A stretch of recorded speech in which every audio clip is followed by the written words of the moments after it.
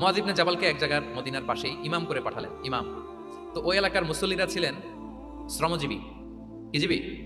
শ্রমজীবী। ওনারা উট দিয়ে পানি নিয়ে খেজুর গাছে পানি সেচ দিত, তারা খুব কষ্ট করে সারাদিন। তো উনি মাগরিবের নামাজে একদিন নামাজ শুরু করলেন, আল্লাহু আকবার বলে সূরা ফাতিহার পরে উনি সূরা বাকারা শুরু করলেন। কোরআনের সবচেয়ে ছোট সূরা নাকি।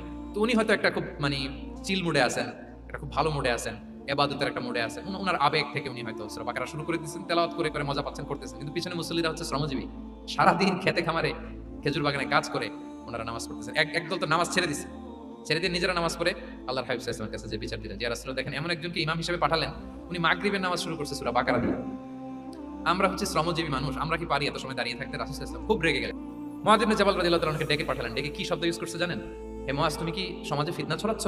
তোমাকে পাঠালাম সেখানকার ইউনিটি ধরে রাখতে, ইমাম হয়ে নামাজ পড়াবা, তালিম দিবা। শাসন করলেন, বুঝিয়ে বললেন যে না, তোমাকে ছোট ছোট সূরা নামাজ পড়াতে হবে যাতে করে কষ্ট না হয়।